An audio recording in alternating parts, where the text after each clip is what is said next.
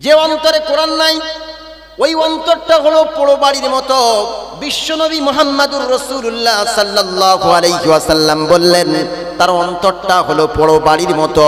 পোড়ো বাড়িতে যেমন সরীসৃপ জাতীয় প্রাণী থাকে, টিকটিকি থাকে, গিরগিটি থাকে, সাপ থাকে, বিচ্ছু থাকে, আরশোলা থাকে, সেই বাড়িতে যেমন আপনার কিনা যে অন্তরের ভিতরে কোরআন নাই ওই অন্তরটা হচ্ছে বিরান বাড়ির মতো।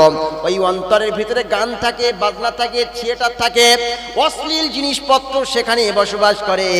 যার অন্তরে কোরআন আছে তার অন্তরটা হচ্ছে চাকচিক্যময় সুন্দর বাড়ির মতো। জোরে বলুন সুবহানাল্লাহ। আর যে অন্তরে কোরআন নাই, যে অন্তরে কোরআনের কোনো পাঠ নাই, তালিম নাই, বয়ান নাই, বক্তব্য নাই, ওই অন্তরটা হচ্ছে পোড়ো বাড়ির মতো। তাহলে আপনি কি চান আপনার অন্তরটা পোড়ো বাড়ি হোক না চকচকে বাড়ি হোক? কি চান? মদিনা শর্মা পেজে लाइक कमेंट नबी सारी दुनिया का है वो दुलारा नबी। পৃথিবীর মানব মণ্ডলী অন্যান্য সমস্ত কিতাবের ভিতরে ভুল থাকতে পারে, সন্দেহ থাকতে পারে, সন্দিহান হয়ে যেতে পারে, কিন্তু কোরআন আল কারীমের ভিতরে একটা অক্ষর কেন, একটা শব্দের ভিতরে কোনো ভুল নাই। আল্লাহ রাব্বুল আমিন সেই চ্যালেঞ্জ করলেন আর বলে দিলেন গোটা পৃথিবীর মানব মণ্ডলীকে, আলিফ লাম মিম যালিকাল কিতাবু লা রাইবা ফীহ। আল্লাহ পাক বলেন ওই কোরআন যখন খোলা হলো, একটা পৃষ্ঠা যখন উল্টানো হলো, উল্টানোর সাথে সাথে মহান রব্বুল আলামিন কোরআনকে নিয়ে চ্যালেঞ্জ করলেন, ওরে পৃথিবীর মানব মণ্ডলী, অন্যান্য কিতাবে ভরি ভরি ভুল পাবে, অন্যান্য কিতাবে ভরি ভরি সন্দেহ পাবে, সন্দিহান পাবে, কন্ট্রাডিকশন পাবে, একে অপরের বিরোধী বৈপরীত্য পাবে, কিন্তু এই কোরআন কারীম প্রথমবারই চ্যালেঞ্জ করছেন লা রাইবা ফি, এই কিতাবের ভিতরে কোন রকমের সন্দেহ নাই। কি কিতাব? সন্দেহহীন কিতাব, নির্ভেজাল কিতাব, সলিড কিতাব, নিখাত কিতাব। এর ভিতরে কোনো সন্দেহ তো দূরের কথা, ভুল চুক তো দূরের কথা, কোন রকমের সন্দেহ করার জায়গা নাই। জোরে বলবেন না সুবহানাল্লাহ। এই কোরআন কারীমের শিক্ষা দেওয়া হয় এই মাদ্রাসায়। ওই জন্য আজকে আমি কোরআন থেকে কথা বলার জন্য আপনাদের কাছে এসেছি। সম্মানিত ভাইরা আমার, এই কোরআন কারীম যখন আপনি শুরু করলেন, শুরু করার সাথে সাথে আপনি পড়লেন বিসমিল্লাহির রহমানির রহিম। বিসমিল্লাহর শুরুতে কি অক্ষর আছে? বা আছে, বা। আর শেষে কি বলছে আল্লাহ পাক? বলছেন মিনাল জিন্নাতি ওয়ান নাস। তার মানে হলো কোরআন কারীমের শুরুর অক্ষর হলো বা, আর শেষের অক্ষর হলো সিন। বা আর সিন দুটোকে মিলিয়ে দিন, দেওয়ার পরে যে অর্থ তৈরি হয়, শব্দ তৈরি হয়, তার নাম হলো বাস। বাস মানে যথেষ্ট, দ্যাটস ফর ইনাফ, যথেষ্ট। আর কোনো জিনিসের প্রয়োজন নাই, কোনো কিতাবের প্রয়োজন নাই, কোনো গ্রন্থের প্রয়োজন নাই। বেদ লাগবে না, বাইবেল লাগবে না, রামায়ণ লাগবে না, মহাভারত লাগবে না, ত্রিপিটক লাগবে না, জিন্দাবেস্তা লাগবে না, গ্রন্থ সাহেব লাগবে না, পৃথিবীর অন্য কোনো কিতাবের প্রয়োজন নাই। একমাত্র অনলি ওয়ান একটি কিতাব, তার নাম হলো কোরআন কারীম। বা আর সিন মিলিয়ে দিন, বাস হয়ে যায়, যথেষ্ট। একটা মানুষের জীবন পরিচালনার জন্য এই কোরআন কারীম যথেষ্ট। জোরে বলুন সুবহানাল্লাহ। কি বুঝলেন? কোরআন বা আর সিন দুটোকে মিলিয়ে দিন, ব্যাস কোরআন হয়ে গেল। হয়ে গেল না? এইবার দেখেন কোরআন আল কারীমের প্রথমে সূরা ফাতিহার পরে কি সূরা আছে বলুন তো? সূরা আল ফাতিহা। কি আছে? সূরা আল ফাতিহা আছে। ফাতিহার পরে সূরা আল বাকারা। সূরা বাকারা আছে না? বাকারা মানে কি? গরু। আরে ভাই, আমরা তো মুসলমান, আমরা কোরআন জানতে হবে তো, আমাদের বুঝতে হবে তো। তাহলে আজকে একটু বুঝুন, আমি তো কোরআন দিয়েই বলতে এসেছি। বাকারা মানে গাভী, গরু। তার মানে আপনি যখন কোরআনের ভিতরে ঢুকছেন তখন গরু। আমি যখন কোরআনের ভিতরে ঢুকছি আমি তো কোরআন বুঝি না, কোরআন জানি না, আমি গরু হয়ে ঢুকছি। কি হয়ে? রাগ করলেন? আমি তো আমাকেও বলছি, আমি প্রথমে ঢুকলাম, কোরআন বুঝি না তো, পড়লাম শুধু গরুর মতো পড়লাম, বুঝলাম না, তা গরু হয়ে ঢুকলাম। প্রথমে আছে কি? সূরা বাকারা মানে গরু। আল্লাহ গরু দিয়ে শুরু করেছেন, আমরা সবাই গরু। কোরআন না জানলে আমরা পশু, কোরআন জানলে আমরা মানুষ, কোরআন না জানলে পশু। তাহলে কোরআনের ভিতরে ঢুকে দেখলাম প্রথমবারে আমরা ঢুকে গরু হয়ে গেলাম। গরু থেকে ডেভেলপ করতে করতে করতে করতে যখন আমরা পুরো কোরআনটাই বুঝে গেলাম, পুরো কোরআনটাই মুখস্থ করে ফেললাম, পুরো কোরআন দিয়ে যখন জীবন পরিচালনা করলাম, আল্লাহ শেষে গিয়ে একটা সূরা দিলেন। ওই সূরার নাম হলো সূরা নাস। আর নাস শব্দের অর্থ হলো মানুষ। জোরে বলুন সুবহানাল্লাহ। তার মানে আল্লাহ রাব্বুল আলামিন বলেন, ও পৃথিবীর মানব মণ্ডলী, তোমরা গরু হয়ে প্রবেশ করলে আর গোটা কোরআনকে বুঝে আমল করলে, তারপরে তোমরা নিখাত সলিড নির্ভেজাল মানুষ, জান্নাতি মানুষ হয়ে বাইর হয়ে যাবে। আল্লাহ প্রত্যেকটার ভিতরে সিগনিফিকেন্স রেখেছেন, গুরুত্ব আছে, মহত্ব আছে, এর বোঝার ব্যাপার আছে। আমরা কোরআন শুনতে চাই না, বলে কোরআন শুনলে হুজুর ঘুম পায়।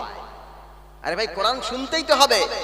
আল্লাহ এত বড় একটা কিতাব, যে কিতাবের ভিতরে 6666 আয়াত, যে কিতাবের ভিতরে 114টি সূরা, যে কিতাবের ভিতরে 30টি পারা, যে কিতাবের ভিতরে কত হাজার জবর জের পেশ, কত হাজার শব্দ, কত লক্ষ আপনার কিনা নোক্তা দিয়ে আল্লাহ রাব্বুল আলামিন পৃথিবীর মানুষের কাছে পাঠিয়েছেন। এমনি পাঠিয়েছেন? কি জন্য পাঠালেন? গোটা মানুষকে তো বোঝার জন্য। বোঝার জন্য পাঠায়নি। আরে ভাই, আমি কিভাবে গোসল করব, আমি কিভাবে নামাজ পড়ব, আমি কিভাবে ব্যবসা করব, আমি কিভাবে রাজনীতি করব, আমি কিভাবে সমাজনীতি করব, আমি কিভাবে রাষ্ট্রনীতি করব, সকল বিষয় তো কোরআন থেকে জানতে হবে, তাই না? আমরা কি করি? আমরা শুধু কোরআনকে ফলো করি দুই জায়গায়। ক জায়গায় ভাই মুরব্বী? ক জায়গায়? দু জায়গায়। একটা হচ্ছে মাদ্রাসায় আর একটা মসজিদে। এই দু জায়গায় আমরা কোরআনকে ফলো করি, এছাড়া কোনো জায়গায় কোরআনকে ফলো করি না। ব্যবসায় যখন যাবেন, কোরআন বাদ দিয়ে সুদকে ফলো করে। আবার যখন সায়েন্স পড়তে যাবে, তখন আবার নাস্তিক্যবাদকে ফলো করে। কি বলে? মানুষ নাকি বাঁদর থেকে তৈরি হয়েছে, নাউজুবিল্লাহ, ওটাকে তারা ফলো করে। আবার দেখবেন যখন রাজনীতি করতে যাবে, তখন সোশ্যালিজম, ন্যাশনালিজম, ক্যাপিটালিজম, মানুষের তৈরি মতবাদকে ফলো করে। তার মানে হলো, আমার মাদ্রাসার মসজিদ কোরআন দিয়ে চলে, আমার রাজনীতি চলে অন্য মানুষের মতবাদ দিয়ে, আমার সমাজনীতি চলে মানুষের তৈরি মতবাদ দিয়ে, আমার ব্যবসা নীতি চলে মানুষের তৈরি মতবাদ দিয়ে। গোটা বিশ্বের কোরআন এবং হাদিস দিয়ে চলে না। আমার শুধু মসজিদ আর মাদ্রাসা চলে কোরআন দিয়ে, আর পৃথিবীর সব কিছু চলে মানুষের বায়ানার বক্তব্য দিয়ে। পূর্ণাঙ্গ মুসলমান হতে পারি না। কি মুসলমান? পূর্ণাঙ্গ মুসলমান হতে পারিনি। কি করে মুসলমান হব? আমরা তো কোরআন দিয়ে আমরা জীবন পরিচালনা করি না। আসুন আজকে কোরআন নিয়ে একটু গবেষণা করি। কোরআনের নাম হলো কোরআন। কোরআনের নাম কি? কোরআনের নাম কি? কোরআন। আমরা যখন আমাদেরকে কোনো বেধর্মী জিজ্ঞাসা করবে, আচ্ছা তুমি তো ভাই মুসলমান, শুধু মুসলমানই দিলে মুসলমান হওয়া যায় না, আগা কেটে দিলে মুসলমান হওয়া যায় না। মুসলমান হতে গেলে বিশ্বাস এবং কর্ম করতে হয়, তারপরেই কিন্তু মুসলমান হওয়া যায়। আমরা তো বাপের নাম সলিমউদ্দিন, আমার নাম কলিমউদ্দিন, আমি বাপ সূত্রে মুসলমান হয়েছি, কারণ আমাকে তো মুসলমান হতে হয়নি, বাপ সূত্রে পেয়ে গেছি। ওই জন্য বলি আজকে আসুন কোরআন নিয়ে একটু বুঝি। কোরআন শব্দের অর্থ হচ্ছে অধিক পাঠ করা হয়েছে এমন কিতাব। করাআ ইয়াকরাউ কুরআনান মানে পাঠ করা, করাআ ইয়াকরাউ কিরাআতান, কিরাআতান মানে পাঠ করা। আর কোরআন শব্দের অর্থ হচ্ছে বেশি পাঠ করা হয়েছে এমন কিতাব। জুড়ে বলুন সুবহানাল্লাহ। আচ্ছা আমি প্রশ্ন করি একটা, পৃথিবীতে এমন একটা কিতাবের নাম বলুন যে কিতাবটা সবচেয়ে বেশি পড়া হয়েছে, বলতে পারবেন মুরব্বী? সবচেয়ে বেশি পড়া হয়েছে এমন একটা কিতাবের নাম বলুন তো। হ্যাঁ, কোরআন। সত্যি বলছেন? বুঝে বলছেন তো? হ্যাঁ, কোরআন, ঠিক বলেছেন। কোরআন হচ্ছে একমাত্র কিতাব, যে কিতাব পৃথিবীতে সবচাইতে বেশি তেলাওয়াত করা হয়েছে। কারণ পৃথিবীতে প্রায় 200 কোটি মুসলমান বসবাস করে। ওই 200 কোটি মুসলমানের কাছে প্রত্যেক বাড়িতে একটা করে হলেও কোরআন আছে। তার মানে হলো গোটা বিশ্বের প্রায় 200 কোটি কোরআন আছে, কমপক্ষে 200 কোটি। আমি ধরলাম 100 কোটি মানুষ কোরআন জানে না, 100 কোটি মানুষ কোরআন জানে। এর ভিতরে 100 কোটি মানুষ যদি কোরআন জানে, আচ্ছা বলুন তো বেদ জানে কজন, বাইবেল জানে কজন, রামায়ণ জানে কজন, জন্দাবেস্তা জানে কজন, ত্রিপিটক জানে কজন? এরকম কোন ধর্মগ্রন্থের কোনো আপনার কিনা পড়ুয়া পাবেন না, খুব অল্প সংখ্যক পাবেন। কিন্তু কোরআন এমন একটা কিতাব গোটা বিশ্বের সকল মুসলমান প্রতিদিন একবার হলেও পড়ে। জোরে বলুন সুবহানাল্লাহ। কিভাবে? কেউ বা আলহামদুলিল্লাহ পড়ে, কেউ বা সুবহানাল্লাহ পড়ে, কেউ বা নামাজের ভিতরে পড়ে, কেউ বা কোরআন তেলাওয়াত করে, কেউ বা কোনো দোয়া দরুদ পড়ে। এর মাধ্যমেই প্রতিটা মুসলমান একবার হলেও কোরআনের একটা আয়াত পড়ে। জোরে বলবেন না সুবহানাল্লাহ? শুধু তাই নয়, একটু বিজ্ঞান ভিত্তিক বুঝুন। আল্লাহ রাব্বুল আমিন গোটা বিশ্বকে ডিম্বাকৃতি করেছেন। একদিকে যদি মাগরিব হয়, অন্যদিকে ফজর, একদিকে যদি আসর হয়, অন্যদিকে মাগরিব, একদিকে যদি এশা হয়, অন্যদিকে জোহর। এইভাবে গোটা বিশ্বকে আল্লাহ রাব্বুল আমিন ডিম্বাকৃতি বানিয়েছে।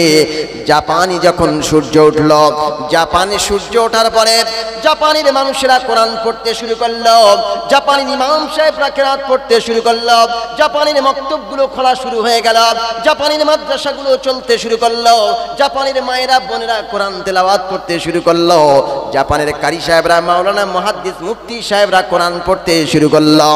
আলহামদুলিল্লাহি রাব্বিল আলামিন। যদি বলেন আল্লাহু আকবার। জাপানের পরে আবার সূর্য উঠল কোথায়? বাংলাদেশে। বাংলাদেশের পরে আবার সূর্য উঠল ইন্ডিয়ায়।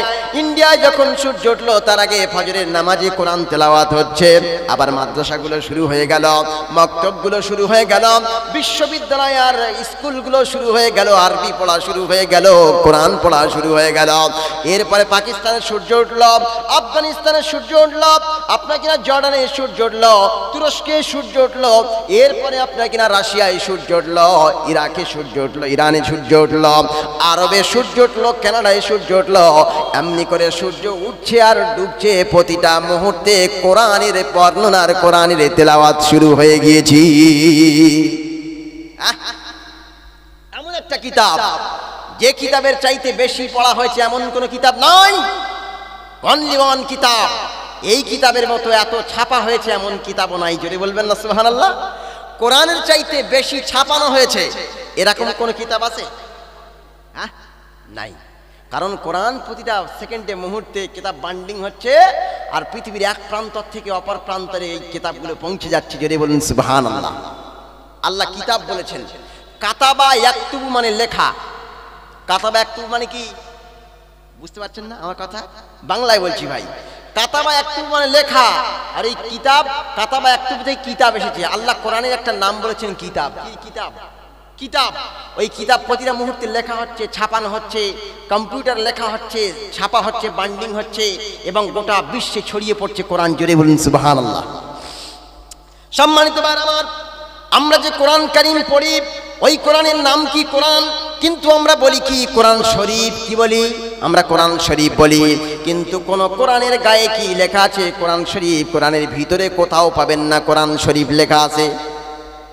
গোটা কোরআন খুলবেন আপনি, 30 পারা কোরআন দেখবেন, পড়ে পড়ে দেখবেন, কোথাও কিন্তু কোরআন শরীফ লেখা নাই। আছে দাদু? আছে? নেই।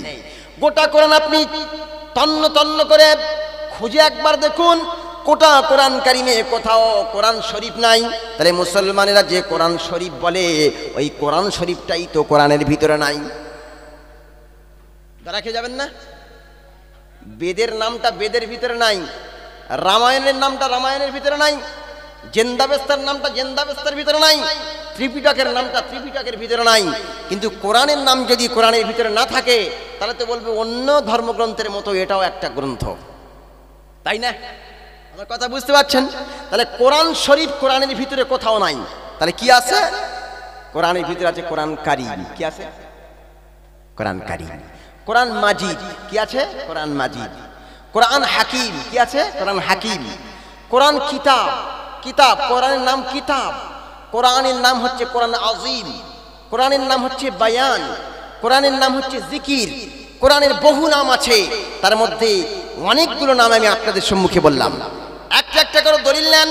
আল্লাহ রাব্বুল আমিন 22 নম্বর পারা শুরুতে আল্লাহ সূরা ইয়াসিনের প্রথমে বলছেন ইয়াসিন ওয়াল কুরআনিল হাকিম। তাহলে একটা কোরআন, এই কোরআনের নাম হলো কোরআন হাকিম। এরপরে আপনি 27 পারায় যান। 27 পারা সূরা ওয়াকিয়ার ভিতরে আল্লাহ রাব্বুল আমিন বলেন ইন্নাহু লাকুরআনুন কারীম। কোরআনের নাম হচ্ছে কোরআন কারীম। এরপর আপনি 30 পারায় যান। 30 পারা সূরা বুরুজের শেষে আল্লাহ রাব্বুল আলামিন বলেন বাল হুয়া কুরআনুম মাজিদ ফি লাউহিম মাহফুজ। এই কোরআনের নাম হচ্ছে কোরআন মাজিদ। মাজিদ মানে কি? পবিত্র। কোরআন পবিত্র। আল্লাহ রাব্বুল আলামিন পবিত্র। ইন্নাল্লাহা তাহির, ইন্নাল্লাহা ইউহিব্বুল মুতাতাহহিরিন। আর আল্লাহ রাব্বুল আলামিন পবিত্র, আর পবিত্রকেই ভালোবাসেন। তাহলে কোরআন পবিত্র, আল্লাহ পবিত্র, ওই কোরআন যারা পড়বে তাদের পবিত্র হওয়া লাগবে না? লা ইয়ামুসসুহু ইল্লাল মুতাহহারুন।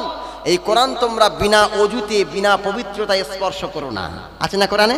তাহলে কোরআন মাজিদ মানে পবিত্র। এরপর আসুন, কোরআনের নাম হচ্ছে আজিম। আল্লাহ রাব্বুল আলামিন কোরআন আল কারীমের মধ্যে বলেন ওয়ালাকাদ আতাইনাকা সাবআম মিনাল মাসানি ওয়াল কুরআনাল আযীম। আল্লাহ বলছেন ওয়ালাকাদ আতাইনাকা, ও নবী আমি তোমাকে দান করেছি সাবআম মিনাল মাসানি, সপ্ত নিত্য পাঠনীয় বাক্য, তার মানে সূরা ফাতিহা। আর বলছে ওয়াল কুরআনাল আযীম, আমি এক মহা গ্রন্থ কোরআন আল কারীম নাজিল করেছি। জোরে বলুন সুবহানাল্লাহ। এরপর আল্লাহ রাব্বুল আলামিন বলেন এই কোরআনের নাম হচ্ছে জিকির। কোরআনের নাম কি? কোরআনের নাম হলো জিকির। আল্লাহ পাক বলেন ইন্না নাহনু নাযালনা যিকরা ওয়া ইন্না লাহু লাহাফিজুন। আল্লাহ পাক বলেন এই কোরআনের নাম হলো জিকির। আমরা জিকির মানে মনে করি লা ইলাহা ইল্লাল্লাহ, সুবহানাল্লাহ, আলহামদুলিল্লাহ, ওয়ালা ইলাহা ইল্লাল্লাহ, এর নাম জিকির বটে। কিন্তু কোরআন হলো সবচাইতে বড় জিকির। আল্লাহ রাব্বুল আলামিন বলেন ইন্না নাহনু নাযালনা যিকরা, আমি কোরআনের আরো একটা নাম দিলাম জিকির। জোরে বলুন সুবহানাল্লাহ। কোরআনের নাম কি? জিকির। আরেকটা নাম হচ্ছে কোরআনের নাম হচ্ছে কি? ফুরকান। কি নাম? ফুরকান। আল ফারকু বাইনাল হাক্কি ওয়াল বাতিল। যে কোরআন হক এবং বাতিলের মাঝখানে পার্থক্য ভূষিত করে, হক কথার বাতিল কথার মাঝখানে পার্থক্য করে কোরআন। কে করে? কোরআন করে। আল্লাহ বলছেন তাবারাকাল্লাযী নাযালাল ফুরকানা আলা আবদিহি লিয়াকুনা লিল আলামিনা নাযীরা। এখানে আল্লাহ কোরআনকে ফুরকান বলেছেন। তাহলে কতগুলো নাম বললাম বলুন তো? অনেক নাম বললাম না? কোরআন আজীব, এক আশ্চর্য কিতাব। এ সম্পর্কে যখন রাসূলুল্লাহ সাল্লাল্লাহু আলাইহি ওয়াসাল্লাম কোরআন পড়ছিল, সেই সময় জিনেরা কোরআন শুনেছে।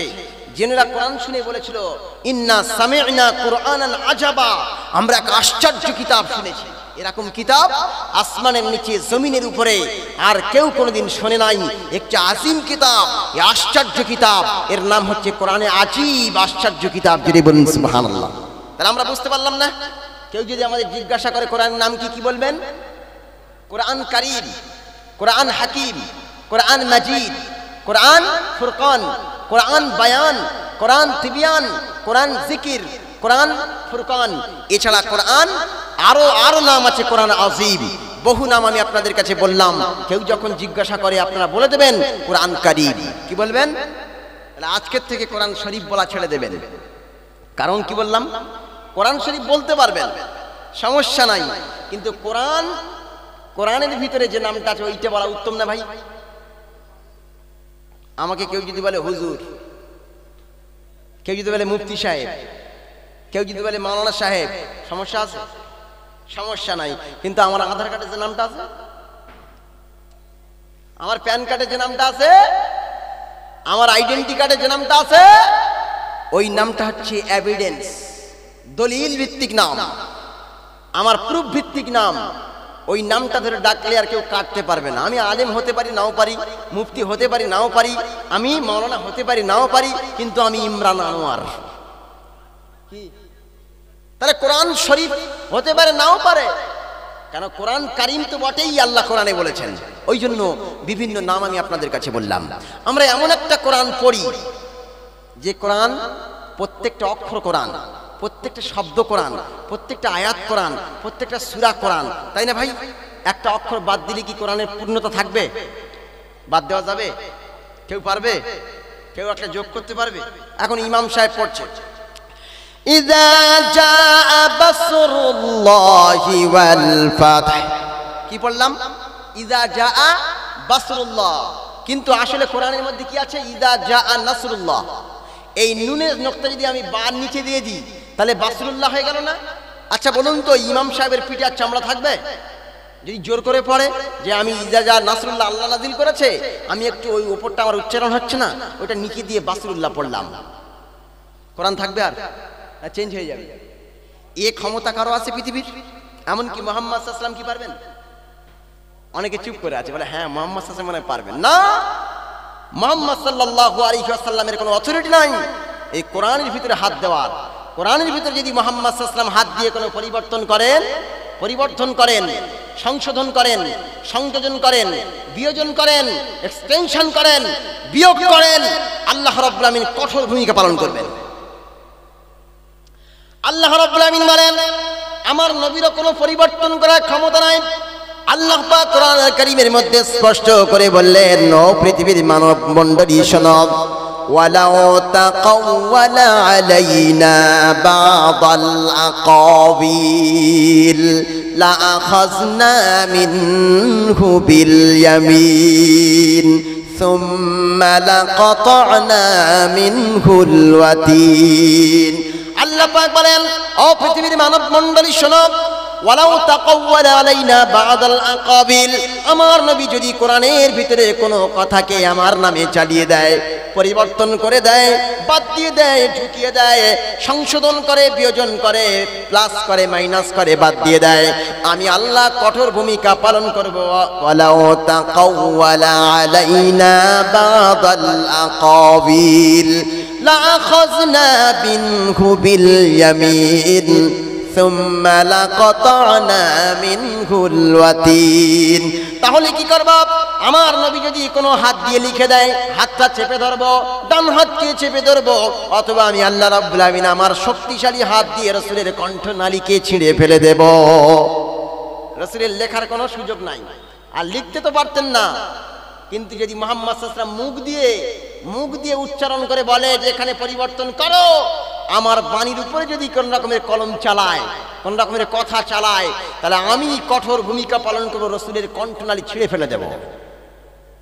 তাহলে কোরআনের ভিতরে কর্তৃত্ব শুধু আল্লাহর। কার? শুধুমাত্র আল্লাহ। এর পরিবর্তন আর হবে না, কিয়ামত পর্যন্ত হবে না। যেমন আছে অবিকল তেমনই থাকবে। সুবহানাল্লাহ বলবেন না? সম্মানিত ভাইরা আমার, এই কোরআনুল কারীম আমাদের কাছে এসেছে, আমরা সেটাকে মূল্যায়ন করতে পারি নাই। আমরা কি করি? তাতে কাপড় জড়িয়ে আর তাকের উপরে রেখে দিই। কোরআন পড়ার দরকার নেই। কি কোরআন পড়ার দরকার নাই? দেখবেন ঠিক রমজান মাস শেষ, ঈদের আগের দিন মায়েরা কি করে? ওই তাকে থেকে কোরআনটা নিচে নামায়, নামিয়ে বলে বাবা একটু ওযু করে সেই কোরআনটা নামিয়ে দে তো। ওর গায়ে ঝুল পড়ে ভর্তি হয়ে গেছে। কি হয়ে গেছে? ঝুল পড়ে কালো হয়ে গেছে। খুলেও দেখে না, একবার দেখলো না যে উই পোকা খেলো, না ঘুরঘুরে পোকা খেলো, না অন্য কোনো পোকা খেয়ে ফেললো, একবারও দেখে না যে কোরআন পড়ার দরকার আছে না নাই, সেটাও কেউ গুরুত্ব সহকারে বোঝে না যে কোরআন পড়তে হবে। আল্লাহ এমনি নাজিল করলেন, শুধু খালি মাদ্রাসায় কোরআনটা দিয়েছ, ওই কোরআন শরীফটা শুধু হাফেজ সাহেবরা পড়বে আর মাওলানা পড়বে, আমাদের পড়ার দরকার নেই। কারণ তো কোরআন এসে তো হাফেজ সাহেব আর মৌলী সাহেবদের জন্য। হ্যাঁ, শুধু কি হাফেজ সাহেবদের আর মৌলী সাহেবদের জন্য কোরআন এসছে? কথা বলবেন তো? শুধু কি হাফেজ সাহেব আর মৌলী সাহেবদের জন্য কোরআন এসেছে, না সবার জন্য? হ্যাঁ, তাহলে আমরা কি সবাই কোরআন পড়তে পারি? পারি না। আমার প্রিয় ভাইরা, মরে যাওয়ার আগে অন্তত কোরআনটা পড়ে যান, বুঝে যান। আমি আপনাদেরকে এই পরামর্শ দিয়ে যাব, অন্তত আপনি আপনার স্ত্রী যদি জানে তার কাছে বসুন। লজ্জা নেই, শিক্ষায় লজ্জা নেই। লজ্জা হচ্ছে অলসতায়, লজ্জা হচ্ছে মূর্খতায়, লজ্জা হচ্ছে গোমরাহিতে। শিক্ষায় কোনো লজ্জা নাই। আপনার মেয়ে যদি কোরআন জানে তার কাছে বসুন। আম্মু এটা বলে দাও তো কোনটা আলিফ কোনটা বা কোনটা তা আমি ঠিক চিনে নিই। আপনি স্ত্রীর কাছে বসুন, স্ত্রী বলুন তো এটা কোনটা কি, অন্তত শেখার চেষ্টা করুন। আপনার মেয়ের কাছে, মায়ের কাছে, বোনের কাছে, ভাইয়ের কাছে, যে আপনার পরিবারে কোরআন জানে অন্তত তার কাছে বসুন। এই কোরআন ছাড়া আপনি বেকার হয়ে যাবেন। আল্লাহর নবী বলেন, আল্লাহর হাবিব বলেন, ইন্নাল্লাযী লাইসা ফী জাওফিহি শাইয়্যুম মিনাল কুরআনি কাল বাইতিল খরিফ। আল্লাহর নবী বলেন, আল্লাহর হাবিব বলেন, ইন্নাল্লাযী লাইসা ফী জাওফিহি শাইয়্যুম মিনাল কুরআন, যে ব্যক্তির ভিতরে কোরআনের কোনো অংশ নাই, কোরআনের কোনো পাঠ নাই, কোরআনের কোনো শিক্ষা নাই, কোরআনের কোনো তালিম নাই, কোরআনের কোনো বায়ান নাই, কোরআনের কোনো বক্তব্য নাই, কোরআন যে পড়তে জানে না, কোরআন যে বোঝে না, কোরআন দিয়ে যে আমল করে না, তার অন্তরটা হচ্ছে বিরান বাড়ির মতো, পোড়ো বাড়ি, ভাঙা বাড়ির মতো। কি বাড়ির মতো ভাই? যাদের অন্তরে কোরআন নাই তাদের অন্তরটা কি বলেন? আরে ভাই জানেন না বলে তা বলবেন তো। তাদের অন্তরটা হচ্ছে বিরান বাড়ির মতো, ভাঙা বাড়ি, পোড়ো বাড়ি। পোড়ো বাড়িতে আর ভাঙা বাড়িতে কারা থাকে বলুন তো? কি থাকে বলেন? আরে ভাই ভাঙা বাড়ি, পোড়ো বাড়ি 50 বছর কেউ সেখানে ঢোকেনি। কি থাকে? সাপ। আর অনেক জায়গায় বলে ভূত থাকে, ভূত। আচ্ছা ভূত বলে কেউ আছে? কেউ বলতে পারবেন যে ভূত বলে কিছু আছে? না, এই পৃথিবীতে দুটো জাতি আছে, একটা জিন জাতি, একটা ইনসান জাতি। একটা জিন, একটা মানব। এই দুই জাতি ছাড়া কোন জাতি বসবাস করে না। তাহলে ভূত আপনি কোথায় পাবেন? যে অন্তরে কোরআন নাই ওই অন্তরটা হলো পোড়ো বাড়ির মতো। বিশ্বনবী মুহাম্মদুর রাসূলুল্লাহ সাল্লাল্লাহু আলাইহি ওয়াসাল্লাম বললেন, তার অন্তরটা হলো পোড়ো বাড়ির মতো। পোড়ো বাড়িতে যেমন সরীসৃপ জাতীয় প্রাণী থাকে, টিকটিকি থাকে, গিরগিটি থাকে, সাপ থাকে, বিচ্ছু থাকে, আরশোলা থাকে, সেই বাড়িতে যেমন আপনার কিনা যে অন্তরের ভিতরে কোরআন নাই ওই অন্তরটা হচ্ছে বিরান বাড়ির মতো। ওই অন্তরের ভিতরে গান থাকে, বাজনা থাকে, থিয়েটার থাকে, অশ্লীল জিনিসপত্র সেখানে বসবাস করে। যার অন্তরে কোরআন আছে তার অন্তরটা হচ্ছে চাকচিক্যময় সুন্দর বাড়ির মতো। জোরে বলুন সুবহানাল্লাহ। আর যে অন্তরে কোরআন নাই, যে অন্তরে কোরআনের কোনো পাঠ নাই, তালিম নাই, বায়ান নাই, বক্তব্য নাই, ওই অন্তরটা হচ্ছে পোড়ো বাড়ির মতো। তাহলে আপনি কি চান আপনার অন্তরটা পোড়ো বাড়ি হোক না চকচকে বাড়ি হোক? কি চান? আমরা দুনিয়ার বাড়িটা চাই চকচকে। আমার বাড়িটা পাথর লাগানো, টাইলস লাগানো, প্যারিশ করা, পুট্টি করা, রং করা, ঝকঝক করা, আপনার কিনা সুন্দর লাইট লাগানো, তারপরে এলইডি লাইট লাগানো, তারপরে ঝাড়বাতি লাগানো। গিন্নিকে বলেন, ওই বহু টাকা খরচা করে ঘরটা বানিয়েছে, তুমি কি মোছা লাগাবে না? তুমি কি পোছা লাগাবে না? দেখতে পাচ্ছ না লাইটটা কেমন নোংরা হয়ে আছে, ঝুল পড়ে আছে, ঘরটার ভিতরে ময়লা নোংরা হয়ে আছে, দুর্গন্ধময় হয়ে আছে, দেখতে পাচ্ছ না? আমরা দেখি বাড়ির চাকচিক্য আর সৌন্দর্যটা, কিন্তু আমার ভিতরটা ডাস্টবিন হয়ে গেছে, আমার ভিতরটা নোংরা হয়ে গেছে, আমার ভিতরটা পুরো বাড়ি হয়ে গেছে, আমার ভিতরটা নোংরা অশ্লীল ঝুলে ভর্তি হয়ে গেছে। কিন্তু আমরা একবারও চেষ্টা করি না যে সেটাকে পরিপূর্ণভাবে পরিষ্কার করি। করেছি কোনোদিন? আচ্ছা কে কে কোরআন শিখবেন একবার হাত তোলেন দেখি। অন্তত মরার আগে একবার শিখে যেতে হবে, হাত তোলেন। ওই যুবক ভাইদের দেখেন, কোরআন শিখবেন ইনশাআল্লাহ। এখন যদি কোরআন শিখতে শিখতে মারা যান, খোদার কসম করে বলছি, আপনি তালিমে কোরআন, কোরআনের ছাত্র হিসেবে মারা গেলেই আল্লাহ রাব্বুল আমিন আপনাকে জান্নাত প্রবেশ করাবেন। জোরে বলুন সুবহানাল্লাহ। কোরআন শিখবেন তো ভাই? আপনাদের যাদের ছেলে হয়েছে, মেয়ে হয়েছে, প্রত্যেককে কোরআন শিক্ষা দেবেন। কোরআনের শিক্ষা দিলে আপনি শুধু কোরআন শিখিয়ে দেবেন, তার ভিতরে কোরআন ঢুকিয়ে দেবেন, ওই কোরআন তাকে গোটা পৃথিবীর সব জ্ঞান শিখিয়ে দেবে। জোরে বলুন সুবহানাল্লাহ। সম্মানিত ভাইরা আমার, যারা কোরআনুল কারীমের শিক্ষা অর্জন করে এদের সম্মানের কোনো অভাব হয় না। এদের সম্মান নিয়ে কেউ 2 নম্বরি আর চিটারি আর বাটপারি করতে পারে না, কারণ এদের সম্মানটা স্বয়ং আল্লাহ রাব্বুল আমিন দান করেন। কারণ আল্লাহ হচ্ছে সম্মানিত, সম্মানিত কিতাব নাজিল করেছেন আর সম্মানিত নবীর উপরে কিতাব নাজিল করেছেন। কোন বান্দা যদি কোরআন কারীম সম্মানিত কোরআনকে বুকে ধারণ করে, আল্লাহ রাব্বুল আমিন তার সম্মান আর মর্যাদা বাড়িয়ে দেন। জোরে বলুন সুবহানাল্লাহ। কারণ কোরআন ছিল লৌহে মাহফুজে, লৌহে মাহফুজের মর্যাদা বাড়িয়ে দিয়েছেন। কোরআন নিয়ে এসেছে এক ফারিস্তা, তার মর্যাদা আল্লাহ বাড়িয়ে দিয়েছে। কোরআন এসছে বাইতুল মামুরে রাখা হয়েছিল, বাইতুল মামুরের মর্যাদা বেড়ে গিয়েছে। কোরআন এসছে রমজান মাসে, রমজান মাসের মর্যাদা বেড়ে গিয়েছে। কোরআন এসেছে আপনার কিনা কদরের রাত্রিতে, রাতের মর্যাদা বেড়েছে। কোরআন এসেছে মুহাম্মদ সাল্লাল্লাহু আলাইহি ওয়াসাল্লামের উপরে, মুহাম্মদ সাল্লাল্লাহু আলাইহি ওয়াসাল্লামের মর্যাদা বেড়ে গিয়েছে।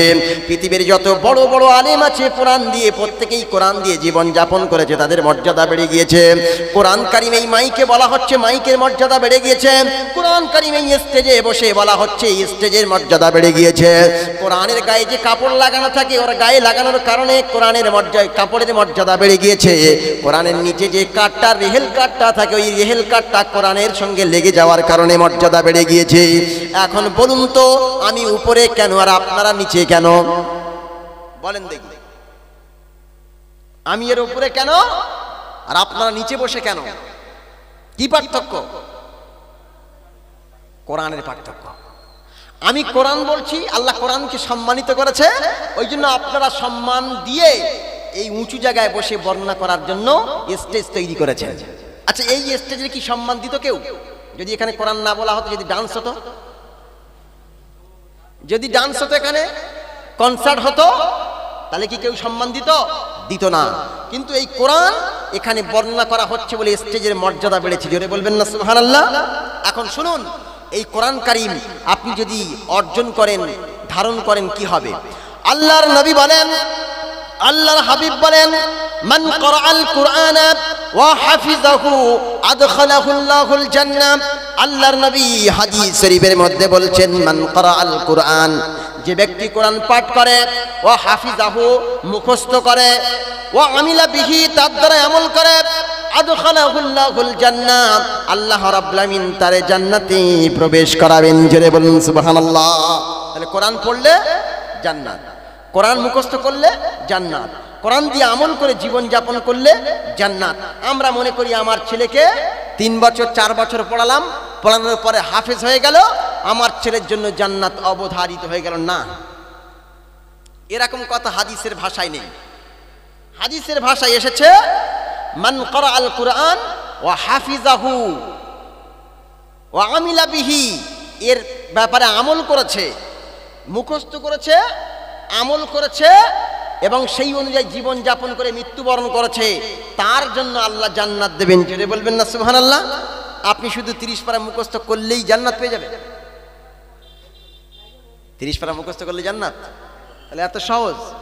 তারা সবাই তো সব কিছু করা বাদ দিয়ে শুধু কোরআন মুখস্থ করত। কোরআন মুখস্থ করতে হবে, বুঝতে হবে, আমল করতে হবে, তবেই জান্নাত। তবে কি জান্নাত?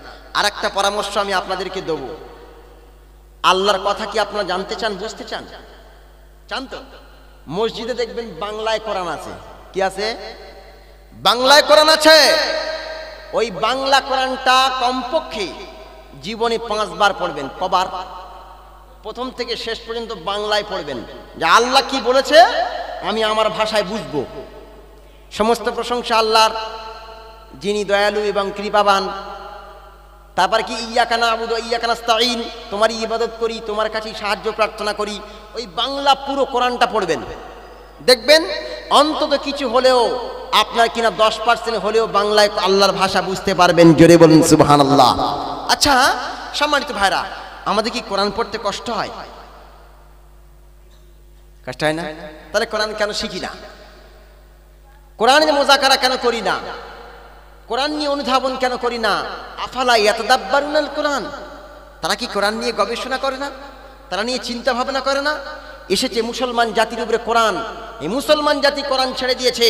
আজ পাশ্চাত্য সভ্যতার মানুষেরা, খ্রিস্টানরা, ইহুদিরা, তারা কোরআনকে গবেষণা করে আজ বিজ্ঞানকে উন্নত বানিয়ে উন্নতির চরম শিখরে পৌঁছে যাচ্ছে, আর মুসলমান হচ্ছে উন্নতির একদম নিম্ন শিখরে নেমে গিয়েছে। আমরা কোরআন ছেড়ে দিয়েছি। ओ मुअज़्ज़ज़ थी मुसलमान हो कर हम खार बने हो तारिके কোরআন हो कर, তারা সম্মানিত হয়েছে মুসলমান হয়ে কোরআনকে আঁকড়ে ধরে, আর আমরা অপমানিত হয়েছি কোরআনকে ছেড়ে দিয়ে। ওই জন্য কোরআনকে আমরা গাইড বুক বানাতে পারিনি। কি বানাতে পারিনি? গাইড বুক বানাতে পারিনি। জীবনের একমাত্র কিতাব বানাতে পারিনি, ওই জন্যই আমাদের আজকের অপমান অপদস্থ। গোটা বিশ্বের দিকে লক্ষ্য করুন, মায়ানমারে মার খাচ্ছে কে? মোল্লা মার খাচ্ছে। বাংলাদেশে মার খাচ্ছে কে? মোল্লা মার খাচ্ছে। ভারতে মার খাচ্ছে কে? মোল্লা। পাকিস্তানে কে মার খাচ্ছে? মোল্লা। আফগানিস্তানে মার খাচ্ছে মোল্লা। আপনার কিনা জর্ডানে মার খাচ্ছে মোল্লা, ফিলিস্তিনে মার খাচ্ছে মোল্লা, কাশ্মীরে মার খাচ্ছে মোল্লা। কেন এই মোল্লাগুলো মার খাচ্ছে কেন বলবেন তো? এই মোল্লাগুলো মার খাচ্ছে এই জন্য, এরা কোরআন ছেড়ে দিয়েছে। এরা কোরআন ছেড়ে দিয়েছে, এই জন্য সবচাইতে নিকৃষ্ট জাতিতে পরিণত হচ্ছে। আর যারা কোরআনকে আঁকড়ে ধরছে, তা নিয়ে গবেষণা করছে, নতুন নতুন জিনিস আবিষ্কার করছে, আজকে পৃথিবী তাদেরকে সম্মান জানাচ্ছে। আর আমরা আমাদের রাসূলের আনিত বাণীকে আমরা ছেড়ে দিয়েছি, এই জন্য সবচাইতে অপমানিত হচ্ছে। সম্মানিত ভাই আমার, আল্লাহ রাব্বুল আলামিন কোরআন আল কারীমের মধ্যে বলেন, ও পৃথিবীর মানব মণ্ডলী শোনো, আমি রাব্বুল আলামিন আল্লাহ এই যে কোরআন কারীম নাজিল করলাম, এই কোরআন কারীম নিজেই তার পরিচয় দিতে পারে, নিজেই তার বয়ান বক্তব্য করতে পারে। পৃথিবীর মানুষ তার নিজের পরিচয় দিতে পারে না, এমনকি কোরআন কারীম নিজেই পরিচয় দিতে পারে। এমনকি কোন বেদকে জিজ্ঞাসা করুন, বেদ তার পরিচয় দিতে পারবে না। রামায়ণকে জিজ্ঞাসা করুন, রামায়ণ পরিচয় দিতে পারবে না। জেন্দাবেস্তাকে জিজ্ঞাসা করুন, জেন্দাবেস্তাও তার পরিচয় দিতে পারবে না। পৃথিবীর যত ধর্মগ্রন্থ আছে, ধর্মগ্রন্থ তার ভাষা দিয়ে, বাণী দিয়ে কোনো পরিচয় দিতে পারবে না, একমাত্র কোরআন কারীম পরিচয় দিতে পারবে। জোরে বলুন সুবহানাল্লাহ। কে পরিচয় দিতে পারবে? আমাদের মুখ আছে, আমরা পরিচয় দিই না। আমার নাম ইমরান আনোয়ার, আমার গ্রাম অমুক, আমার থানা অমুক, আমার জেলা অমুক, আমার রাজ্য অমুক, আমার দেশ অমুক, তাই না? আমার বাপের নাম এই, আমার মায়ের নাম এই, আমি এই করি ওই করি, আমার মুখ আছে, আমি পরিচয় দিতে পারি। কিন্তু একটা কোরআন কি করে পরিচয় দেবে? আমরা তো হাফেজখানা করেছি, এখানে হাফেজ সাহেবরা পড়ে, মুখস্থ করে, এই কোরআন দিয়ে জীবন যাপন করবে, তাই না?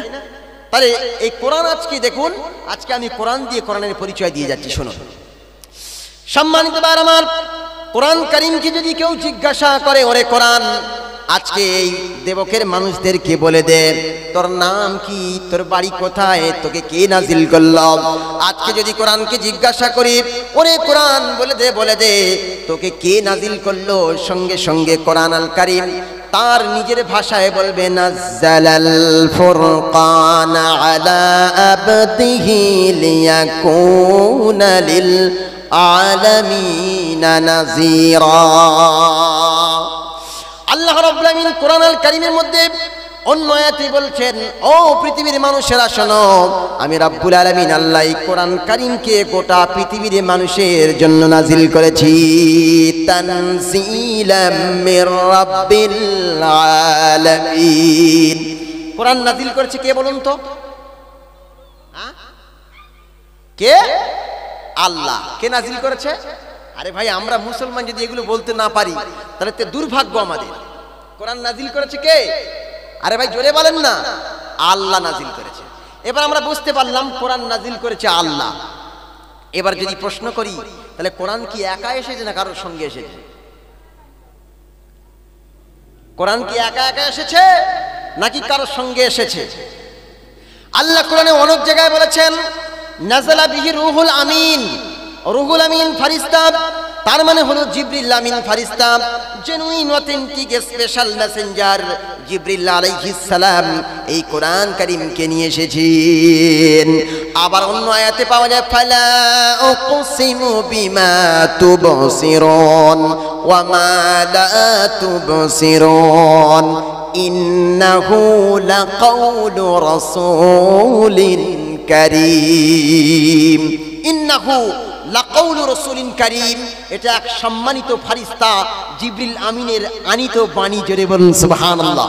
তাহলে প্রথম বুঝলাম যে কোরআন কে নাজিল করেছে? আল্লাহ। দ্বিতীয় বুঝলাম কি, কার সাথে এসেছে? জিবরিল আমিনের সাথে। এইবার বলবো যে কোরআন কার উপরে নাজিল হয়েছে? কার উপরে বলুন তো? রাসূলুল্লাহ সাল্লাল্লাহু আলাইহি ওয়াসাল্লামের উপরে। এই কথাটা আল্লাহ রাব্বুল আমিন কোরআনের ভিতরে দিয়ে দিয়েছেন। তার মানে কোরআন পরিচয় দিতে পারে। নিজেই কোরআন বলছেন, আমিনু বিমা নুজ্জিলা আলা মুহাম্মাদিন ওয়া হুয়াল হাক্কু মির রাব্বিহিম। আল্লাহ পাক বলছেন ঈমান আনা ওই জিনিসের প্রতি, আমিনু বিমা নুজিলা আলা মুহাম্মদ, যেটা মুহাম্মদ সাল্লাল্লাহু আলাইহি ওয়াসাল্লামের উপরে নাজিল হয়েছে। জোরে বলবেন না সুবহানাল্লাহ। বুঝতে পারলাম। এবার কোরআন নাজিল হয়েছে মুহাম্মদ সাল্লাল্লাহু আলাইহি ওয়াসাল্লামের উপরে। এইবার বলবো, কোরআন তুমি যখন এসেছিলে, তোমার বাড়িটা এক জায়গায় ছিল, আর তুমি পৃথিবীতে এসেছো মেহমান হয়ে। কি হয়ে? মেহমান হয়ে এসেছো।